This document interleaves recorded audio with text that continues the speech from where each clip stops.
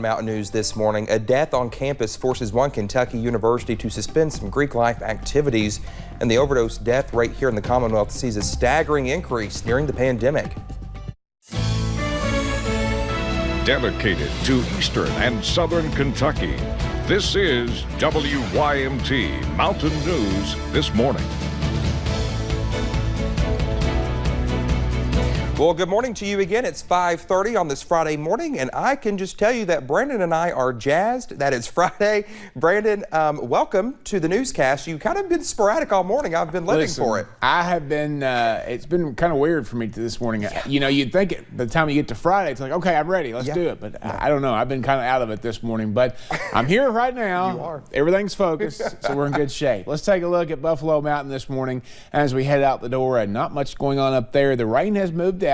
The clouds moved out for a little while, and then they moved back in, and we're going to continue to see those temperatures drop as that cold front continues its trek out of the region. Already in the 40s in some of those northern counties, and basically low 50s, so I'd say we'll all be in the upper 40s before it's all said and done today. 5 degrees colder in Wise this morning, Ashland 2, 9 degrees colder in Moorhead, 11 degrees colder this morning from 24 hours ago in Somerset, and 12 degrees colder in Monticello. Get out your bowls for your breakfast weather wheats, and we're going to continue to see those temperatures drop for a little while, but the clouds will hang around for a bit, and unfortunately that is the trend of the day. I think we see again mainly cloudy skies. Some sunshine could peek through at times. Sunrise 7:48, even though we'll just see the light from it, and then sunset tonight will be at 6:46. Only 57 though for a daytime high, so a little cool compared to this time of the year normally. Dakota? All right, Brandon, thank you. Well, the University of Kentucky has announced changes following the death of a student. The university is now suspending some Greek life activities. The suspension for new members is indefinite as administrators meet with fraternity and sorority life student leaders to speak with them about the changes the university is looking to implement. Officials say these are just first steps, but they believe they are important ones in communicating obligations to students and their responsibilities to each other and the community. We've been meeting with chapter representatives. I think there's a general understanding of, and I hope support for what we're doing, and an understanding that what we're trying to do is in the best interest of our students. Thursday, students led a vigil to honor 18-year-old Lofton Hazelwood's memory. It's a staggering increase. The CDC reports overdose deaths are up 30% from last year. West Virginia and Kentucky are the second and third states respectively seeing the biggest increase in overdose deaths. West Virginia seeing a 62% increase in overdose deaths and 57% for Kentucky. But the big question is why. Officials say COVID-19 increased isolation, bringing on anxiety, depression, and economic insecurity. But there's also another factor. Matt Brown from Addiction Recovery Care says the access to lethal drugs has grown. The supply chain of drugs is trending back towards more deadly fentanyl, high-powered meth, and all of those factors combined are creating these numbers that we've never seen before in terms of overdose deaths. Well, on the flip side, Brown did say more people have been reaching out for treatment and there is more accessible care. A Letcher County teacher was convicted of producing child pornography and cyberstalking a student by a federal jury on Wednesday. Charles Evans Hall Jr. was convicted following 30 minutes of deliberations after a 3-day trial. Hall coerced a child into making a secret Snapchat account where he would have her send him explicit pictures and videos. After his phone was confiscated by Kentucky State Police, he began contacting the girl on Instagram and eventually on Facebook to have her destroy evidence and try to get her to change her statement, which prompted the cyber stalking charges. Hall will be sentenced on February 22nd. He faces a maximum of 35 years in prison. Well, a Western Kentucky man pleaded guilty to producing child pornography 7 years ago after a pardon by former Governor Matt Bevin. Court documents say 27-year-old Dayton Jones recorded a group of men taking turns using a sex toy on an underage boy. The release also said the boy passed out after drinking too much alcohol, and that was when the assault began. Jones used Snapchat to distribute the video. Former Governor Matt Bevin pardoned Jones in 2019.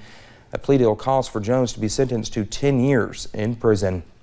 A Kentucky woman is accused of threatening a Georgia judge. Police in Georgia say that 42-year-old Aaron Northup from Louisville is accused of leaving A threatening voicemail for Judge Brian Amiro. Judge Amiro recently dismissed a lawsuit that sought to review absentee ballots from the 2020 election to see if any were fraudulent. Northup is waiting to be taken to Georgia to face charges of terroristic threatening. Yesterday, many people wore purple to raise awareness of domestic violence. The color symbolizes support for survivors, and domestic violence prevention advocates say wearing it can go a long way. Diane Fleet, chair of Lexington's Domestic and Sexual Violence Prevention Coalition, says the color can be a route to safety for someone looking for a way out. If you can look to those and you see them wearing purple, that might be a safe place to kind of launch the conversation to talk about that exit. Fleet adds survivors will often look to their friends, family, and faith leaders for help. The Domestic and Sexual Violence Prevention Coalition says about 1 in 3 Kentucky women experience intimate partner violence in their lifetime. They said the national average is about 1 in 4. In Louisville, a group of veterans returned home from their honor flight. They left early Wednesday morning and arrived back in Louisville Thursday night. They visited Washington, D.C., taking tours of World War II, Korea, and Vietnam memorials, as well as the Tomb of the Unknown Soldier at Arlington National Cemetery. They also stopped to meet Kentucky lawmakers in Congress. Let's take a listen to their arrival back to the Commonwealth. Honor Flight Bluegrass is an amazing part of Kentucky, and I'm so proud to be here supporting our veterans. I feel like this is a chance to really love up on our World War II, Korean War, and Vietnam vets, and I wouldn't want to be anywhere else tonight. Welcome back, sir. You got to walk that whole gauntlet, man. You're kidding.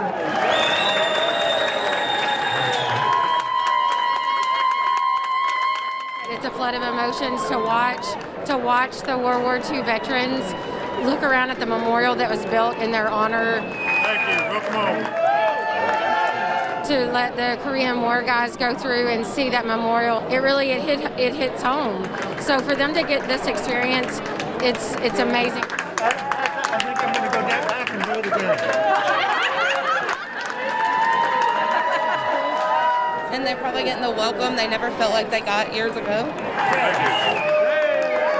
Thank you, sir. Welcome home. We know you. Thank you, sir. Thank you.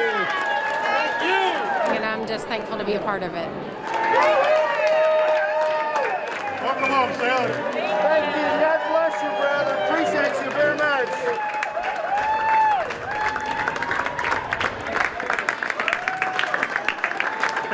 I just feel wonderful. 97 years old, he used to jump out of airplanes. Thank you so much for your Sad. I choked up. Thank you. That was wonderful. That was quite a reception, I tell you. What a welcome home for a group of Kentucky veterans as they arrived back in Louisville.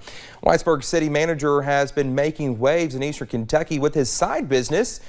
Formed 5 years ago with his wife, the food truck Cottle Corn has been gaining popularity in the mountains. After attending several events across eastern Kentucky, owner Chris Cottle says they go through quite a bit of corn to meet demand. I hear popcorn popping in my sleep. We do quite a bit. You know, the average event, I probably pop 70 to 80 pounds during a 4 to 6 hour period, just depending on how busy we are. Well, he says they have started using the newfound popularity to help out with upcoming fundraisers. The 11 Amp music series in Whitesburg recently came to an end yesterday. Originally, the event series was supposed to end September 23rd, but due to the COVID-19 pandemic, 3 of the 10 shows were rescheduled. Event coordinator Steve Ruth says despite the changes, the turnout has been great, seeing an average of 400 to 500 people. At this point, we had a couple of shows that had really high turnouts. One show was over 1,000 folks turned out, and then we had one show with only about 300. So we're averaged 400 to 500. The show began at 6 p.m. Thursday evening. The headlining act was Jocelyn and the Sweet Comparison, there. Well, just ahead this morning, a toy company comes out with a recreation of one of the most iconic holiday movie houses. The forecast for the next few days is a roller coaster ride, to say the least. I'll have all the twists and turns for you in about 3 minutes.